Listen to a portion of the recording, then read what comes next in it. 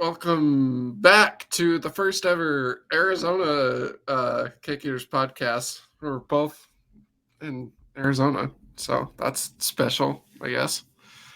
I don't know. Um, well, I'm going to be honest, I don't really find much special about this state, but that's all right. This was, I felt like almost a carbon copy of last time against the Coyotes, except the Avs scored goals in the third period this time. And that was the difference. The Avs did not get a single bounce the whole night. When do they ever get a bounce against Arizona, though? That's my so question. frustrating. Dude, the XG, 4.14 to 1.15. I am getting tired of this. I'm going to be completely honest. I would really appreciate if they could just go into Mullet and just, drop, a fiver on them or some shit. For once, can you just make a game against this team, a little easy on yourselves? Just kick the shit out of them. Yeah. Yeah. It would be really nice, yeah. It would feel it'd be good for the soul. Because I don't even dislike Arizona that much. I'm just tired of all these games against them being such nonsense. Not even this past year, not even these past 2 years, since ever since they got I think probably 2019. It's been just, this is how all the games go against them. It's always ridiculous. But the Avs won, and that's what matters. And they won in regulation, which is good for the tiebreaker. What did you make of the start of this game, the first period? I thought it was the first two periods were super boring. Cake. Nice. I have a cookie. A hot cake. Free hotel cookie. It's a good deal. Yeah, what? Yeah. I don't know what hotel you're staying at. I've never gotten one of those before. Cale Makar said he was humbled and honored to be voted the best defenseman by the NHLPA. It's the most Cale thing ever. Anyways, continue about your thoughts on the start of this game. I don't know. It was just kind of back and forth until the Avs got the power play. It was just a whole lot of blah. Each team got some okay chances. And then the Avs got a power play, and then kind of, you could see okay, if the Avs get a little bit of space tonight, they're cooking. So, right. Yeah, it was just finding that space. And then in the third period, they broke through. They broke the Coyotes. Honestly, in the second period, they started to. Yeah, so basically it was first period was a little shaky. As has been the case for the last two first periods. Just not a lot of, No, I liked the first period against Pittsburgh. Yeah, I guess I didn't like it as much as you did, but that's dude, 7-4 high danger chances, dominating scoring chances as well. I don't know. I guess on a process point, they've been all right. I mean, you score a goal on all of them. Well, not all of them, and the one you don't, you're the better team in. So can't really complain. I don't know. It's it's been a mixed bag. I think it's unfair of me to lump them together and say into one thing. But anyways, I thought it was good, and the last 5 minutes happened. I think there was 10 minutes of hockey where the Avs were really not doing good from the last 5 minutes of the first period and the first 5 minutes of the second period. It was really not very good. Yeah, I mean, it was just okay for a while, and then really liked the power play that they score on MacKinnon. And then the last 5 minutes, it definitely tailed off, and then they kind of get what they deserve a little bit. And then Sam Girard got shot twice. Yeah, another rough night for him. Honestly. Well, on the night, I actually thought he was pretty solid. But I don't know, man.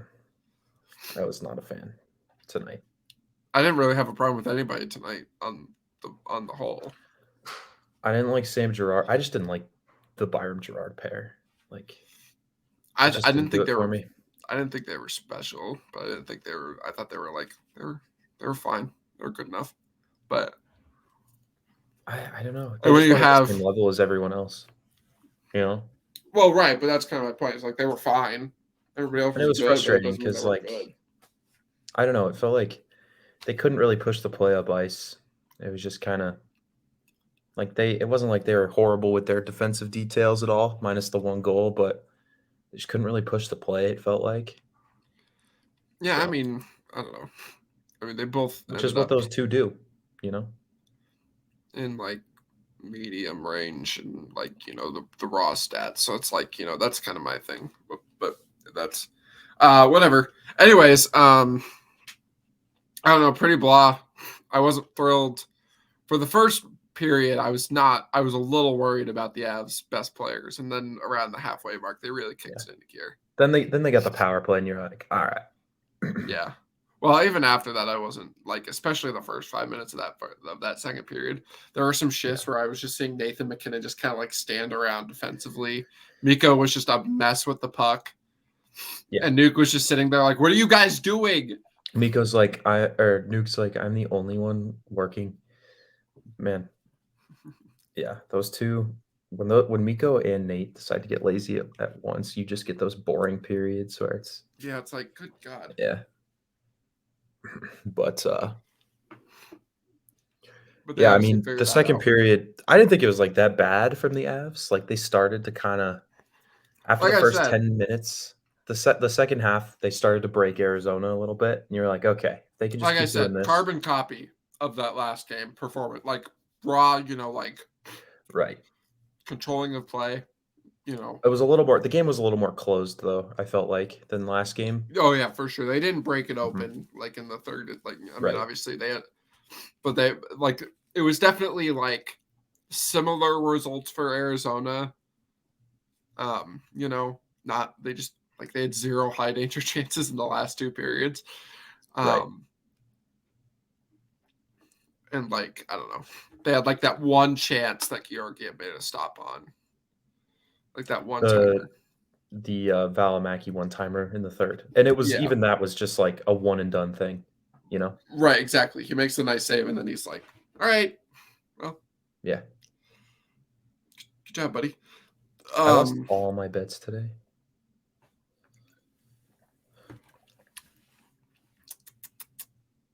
in in uh in the chat there was some discussion because they originally gave that second goal to Mikko. I was like, how? That would have hit a bet for me. I said Miko would score anytime. Oh, so you got beef with that ref. Dude, It's a good thing Blake wasn't in person for this game. yeah, I had, what yeah, I had Miko first goal scorer, but I had him over 1.5 points, so that would've Ah, hit him at 2, I or mean, maybe wouldn't it? Would it have? I don't know.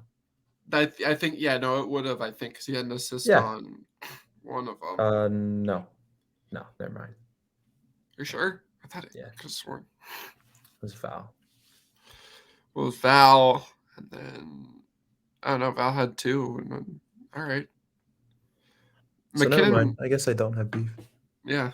Well, I Yeah. mean, I have beef because what the fuck are you doing? Yeah. It was so weird. Um, I never see anything like that.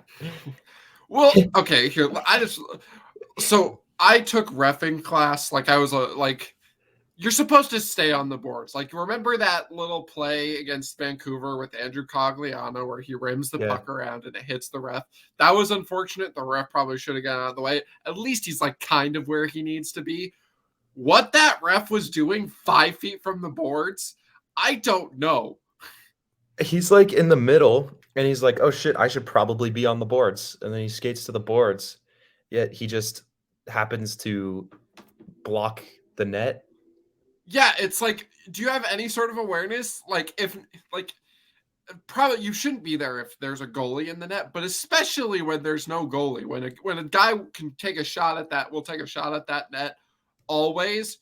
I don't know what you're doing. And then like the problem is not only is he there, which he shouldn't be, but then he moves back, and I'm like, at that point, just take it. Like, let the play move past you and go around them or something. because that It was was going to be a brutal. goal. I don't have any words. That was one of the weirdest. Like, that's got to be a Steve Dangle dang it for sure. I just don't have any words for it. Dude, NHL refs have been on something this year. I don't know what it is. It's been a weird year for them. But anyways, yeah, the second period was kind of blah, but then we'll backtrack. Around the halfway mark, you could really see them turn it up, and it kind of started with Cale Makar because he rips, absolutely smokes a one-timer off the crossbar. Yeah, they were like, all right, guess Cale's getting warmed up here. And then that was one of what 5 posts the Avs hit tonight. Oh, dude, it was nuts. I mean, Cale hit 2, right? Cale hit 2, Nate hit 1. Nate hit 1, Val hit 1. And I feel like there was one more. I think so. I think there was one in the first period that Mosier mentioned. I just don't remember who it was. I think Cale's first one was in the first. Nate hit one later in the third. And then I feel like there's another one in the third somewhere. I don't know. Maybe. But that's a lot of posts either way. Yeah. It's I don't know, man. But like it was weird. He smokes that post. And then I think I don't remember if this was before or after the kill where he just like circles around everybody and he has that wraparound and it just you can see it because he just doesn't he gets a little loose on that mohawk there, so he gets a little too far, so he can't quite but he also gets hooked twice by Matthias Michelli. Oh yeah, like, Matthias Michelli kind of got cooked tonight. I mean, the Coyotes just sticks in hands the whole game. Oh yeah, that just made it even more frustrating. So this is where I was going to go to next was the 2 chances that the Avs had on this penalty kill. Nuke just turns it was kind of it felt kind of like that goal he had against the Leafs a few years back. That one I don't have an issue with, but there was no call there. Like I'm just saying it was unlucky because it should have gone in. Oh yeah, no, the guy's stick comes out of his hands because he like pinched it on his glove, and it's like because he hooked him too much. They always call it on the hands. Nope, not tonight. Seriously. Someone needs to like get in touch with someone on altitude, and anytime Rycroft says that ever again, just spray him or like smack him or something, because it's just, dude, it's not a thing anymore. It's a when the ref feels like calling it, they'll call it. Yeah, now it's just an excuse for a makeup call. Yeah, for any sort of soft call, right? You know? Exactly. We should get into the goals though. Yeah. So I mean, this first goal. It's it's the same thing that Nathan MacKinnon has been doing. I like it, dude. I like him on that side where he can just pick his spot. He's got such a vicious wrister. It was glove side, wasn't it? I'm not crazy. No, this one was okay. I mean, it was far side, so it might have been glove because Vejmelka catches from it. It was glove side. That's what I was thinking because Vejmelka, I just couldn't remember if he shot it. That would usually be blocker. Yeah. You know, because he's always got to go glove side. Yeah. So, just the perfect shot. I mean, just 18 inches off the ice, far post. Okay. Yeah, that wrister. Yeah, pretty much. Once he got away from that one-timer more on the power play, he scored a ton of goals. I haven't seen him take a one-timer on the power play in a while. One-timer into the boards. One-timer into the boards. One-timer. Or the chest. Mm-hmm. I mean, yeah, it was a nice shot. And it was like, cool. That was good. Yeah. And then it didn't get very good. And then there's this mess of a goal for the Coyotes. Which I will say. Sam Girard and also Bo and Byram, like I think it's a little bit of both. Bo didn't play it the best, but he didn't like royally screw up. Girard gets his shot blocked from the point. Like I could have, like I always say it, but I could have slid that puck harder with my tongue than he shot it, like literally right into the guy's skate. Just picks it off, sends it up ice, and Girard's caught deep. Right. So, and at that point, like he's trying to catch up, he can't, so he just falls. Yeah, I don't know. Okay. Yeah. It's like the Don't know what that was. Yeah. sniper in the Sniper's rafters. drought. Yeah.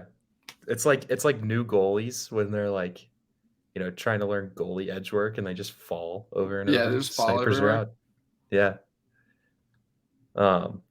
But yeah, and then Bo kind of overcommits. I think Bo should recognize that Gerard's Yeah, Gerard a was step behind, not back enough and for. he should play that like a 2-on-1. Like he should Mhm. give Schmaltz a little bit more respect, I feel like. Yeah, he went hard So. on him. Yeah, and that's the easiest sauce pass to cut. Yet again, we're just gonna leave their best player wide open. This happened literally last game. Yeah, and Georgiev almost gets it. It's a nice finish though on the backhand. So. Yeah, backhand right below the glove is always. Yeah, it's gonna be hard. I think. Yeah, it was unfortunate, but especially with how little time was left in the period. Yeah. Yeah, that one stung for sure. Yeah. And then, the second period starts. It's the most miserable 10 minutes of hockey I've ever watched. It was. It's not like the Avs were playing bad. It was just bad hockey, Dude, after watching the DU game yesterday and the Penguins game, I was like, can I please just not? Yeah. I just want to enjoy watching a hockey game. Right. And then they turn it on. And honestly, what catapults it is that PK, then Mikko taking a penalty. And, that PK unit was like took it personally.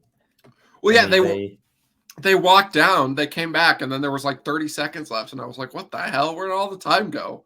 Right. It was surgical. They get 2 breakaways. Yeah. Val just pokes it. Cogs just pokes it at Probably the top. Like, drawn a penalty. Probably should have drawn one as well. Could have scored a goal. It was very. Hits the post. Yeah. Cogliano tries to slide it 5-hole, but he got his hands whacked. So. Right. It was definitely a lot niftier than I thought Cogliano was going to get. Yeah, it was. I thought he was going to pass it because Compher was like banging his stick on the ice. Like, give it to me. But JT wants 20. He didn't. He does, dude. I think he gets there. I think, when he scored 2 goals in the past 2 games, so we know how JT Compher is. He's a streaky player. Goal scoring, yeah. But I feel like he brings the same kind of game. No, for sure. I think he's pretty consistent as a player, but goal scoring, right. No, I completely agree. But it's I would agree. I think that, the first line wasn't doing very good and the Avs weren't doing very good. Then the first line started doing good and the Avs did good. Like, yeah. What a concept. Yeah. With all these injuries, that's how it has to be. So, and you know what? You know what we saw today as well? The Helm Cogliano O'Connor line was reunited for 5-6 shifts, and just, as much as I enjoy that, it seemed like it was they had to like suffer a big casualty for Alex Galchenyuk's ice time, and I didn't quite understand it because I thought he was playing pretty well. I don't think he's very good, so I don't mind it. Yeah, but I don't know. In a game like that, like I wasn't like blown, like it was like cool because like, oh, it's those guys, but I wasn't like they're doing their thing. I was like, I thought they were good. Their first shift together, Helm almost scores. It's like, I don't know. I don't know. It's just a weird choice for me. Because Galchenyuk, in my eyes, is one of the better players in the first period.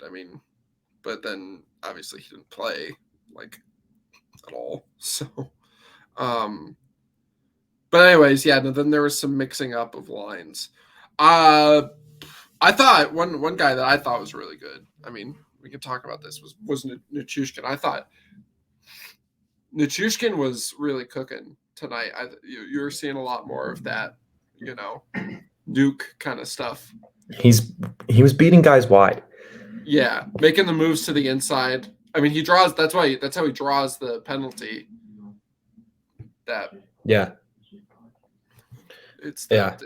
He did one on his offside and then one on his strong side, just beating guys wide, and it was like, yeah. Yeah. So it looks like he's starting to get healthy. So Right. Exactly. that's Yeah. really good. And they showed the graphic. I mean, he's got 12 what? points this month. Actually, I think he's I got think it's 2 today. So is that 14 or Yeah, I don't know if that's 14 or 13. still, man? Like Yeah, that's pretty he's good. been an animal. Yeah. Weird that when a player gets healthy, he's better. Who would have Yeah. thought? I mean, he's just a machine, dude. He is. So Uh, he's getting due at kind of yeah. the right time, you know. I missed him with Nate so bad. Those two, Oh, they work. just such a handful, dude. It's I think this line works. I wouldn't be opposed to seeing this Totally. as a first line come the playoffs, depending on health. I Yeah. don't know. I feel like it might be too much of two stacked depending on how healthy they are, but that's not important at this current. I mean, in the playoffs last year, like especially in the Tampa Bay series, I loved how at home they would use Nichushkin, MacKinnon, Landeskog. And then on the road they would do Lehkonen, MacKinnon, Rantanen. Right. And then I mean, it was just so smart. Because at home, like you get that line against, Tampa Bay's top guys. So it's a little more defense, but you also have MacKinnon. So you can, Right. catch them a little bit slipping on defense, right? And then you get Cirelli against, Kadri, Lehkonen, Rantanen, and because Cirelli's supposed to be McKinnon's kryptonite, and you just get MacKinnon away from the options you had last year, just so fun. But I digress. Yeah. Yeah. Bring it back to this year. Yeah. And then, just back to the point, Nichushkin, MacKinnon. It's good works. stuff. I'm excited to see it for the next couple weeks. Hopefully. Right. Yeah, we'll see how Bednar goes when the other guys get back. Then so the third period starts, and I was a little worried because it wasn't too great for the first 5 minutes. The Avs didn't get much of anything, and then this is all started by the shift that leads to this goal. The Avs first line was just working it. Cale Makar decides he doesn't want to lose. Yeah, Cale Makar's like, "Hey, Coyotes, remember me? I score on you a lot." Drops one. Yeah. Yeah, it was just a nice shot through a screen.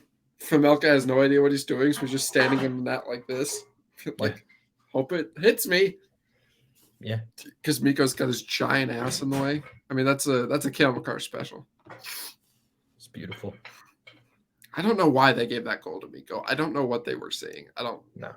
That thing just went straight in. Not sure. It was beautiful. And then thank you. Little dinner. What's that? Sprite. Sprite. I had Sprite. Sprite in a little coffee cup. Interesting. That is interesting. Anyways, so then the gears kept going. Nichushkin draws that power play, and Compher gets the insurance goal. Yeah, this is the only bounce the Avs got all night, and it ends up in the net. Like the rebound just spits right out to Compher. That's like that. Is that even really a bounce?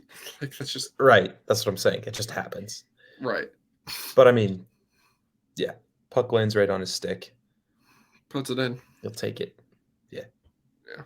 As he was falling too. Easy. And then Coyotes got that one chance from Valimaki, but the last. Right. Yeah, and I mean, with 8 minutes you're in a 2-goal lead, you're not you're not like super chilling. Yeah. Rycroft was like, "Oh, you run the lines," and I'm like, "No, you don't." Like, no. Give it a little bit. The Coyotes were never really close. But yeah, but then it came pretty apparent. Like they were just I don't know, just it wasn't kind of out of gas. Yeah. Yeah, really, really good game. Yeah, it's good. It's good to see the Avs can fight through when teams want to play that kind of crappy, shit style of hockey. Mm-hmm. Right. Yeah, and they pushed through all the bad luck too. So yeah. One thing that I forgot that we completely forgot to talk about last time was Darren Helm. I mean, obviously, he was definitely a lot better today than he was last time against Pittsburgh. good to have him back. I don't know. I don't know how much there is to say about him. Just nice to see him back. Yeah, thought he was good. Same thing with EJ. EJ was doing. Yeah, I thought EJ was good. It definitely feels a lot better when you don't have a very good night from Girard or Byram, and you have Eric Johnson instead of Brad Hunt or Curtis McDermott behind them. Yep, you could play him a little bit more. Yep, and that's kind of what he started doing. He got away from Girard Byram a little bit. Yeah, started mixing it up a little, especially in the second and third. Yeah, exactly. You have the luxury to do that. Yeah. Yeah. What was I gonna say? Oh yeah, EJ, kind of fun little start for him, and then he kind of settled in. He almost scores on his first shift, and then he loses Christian Fischer, who almost scores against the Avs, and then after that, you didn't notice him. It's like classic EJ, old EJ. Yeah, the only other time that I really noticed him was when Clayton Keller just kind of ran into him. He was like, "You're small. Get out of here." But yeah, and then obviously Cale comes back and he's just like, "I'm better than all of you." Yeah. It's so weird because, like, that break he had with the concussion, it's so weird. Because, I mean, technically, I don't know. I still am confused about how that whole thing worked. But it's weird. You don't often see a player go out with a head-related injury, come back, and look better. Yeah. I mean, it took him a few games, though. Kind of. I mean, it took him one. Yeah, I guess the second game he was really good. And then he went back, and then he had a 0-point game the next night. So, I don't really... I don't remember the individual games. It was the Dallas game. Sucked. Everybody sucked. Yeah. Then it was the Seattle game where he was actually pretty good. Had a point. Yeah, he had that really nice pass to Malgin. And then there was the San Jose game, which obviously, that one was just kind of domination and whatever. And then there was the LA game where he definitely wasn't as good, but I don't know. I think that's just like a natural kind of, happens every so often. But I don't know. Not much else to talk about. One thing 3 stars. Yeah. Well, one thing before that, will Alex Newhook score a goal ever again? Yeah, it'll get there. Kind of just looks like he's got the yips when he's getting a chance. You don't say it. God damn, kid. It's all right, man. It's 6 games in a row. You played baseball. You should know 7. This. It's a lot of games in a row. Saying it out loud actually helped me. Steps for he's got to take steps. Step 1, hit the net. Yeah, I felt like tonight was a step in the right direction because, before tonight, he wasn't even really getting the chances. Well, he had a few, like, where he should have scored. But that's okay. Didn't need it tonight. I feel like they are going to need it coming up here. Yeah, eventually. The Wild and, right, if Erod isn't back by then, for sure.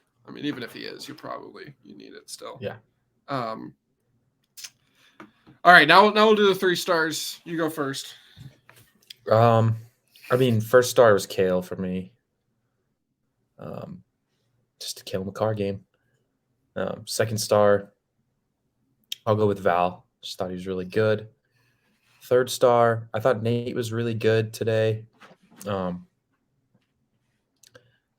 But I think I'll give it to Georgiev. It's just solid back there. Did a good job without, having to do too much. Faced 1.12 expected goals and gave up that 1 from Keller. So, yeah. I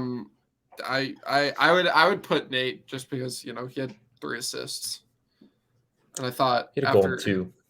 Yeah. Or sorry, 3 points is what I meant to say, not assists.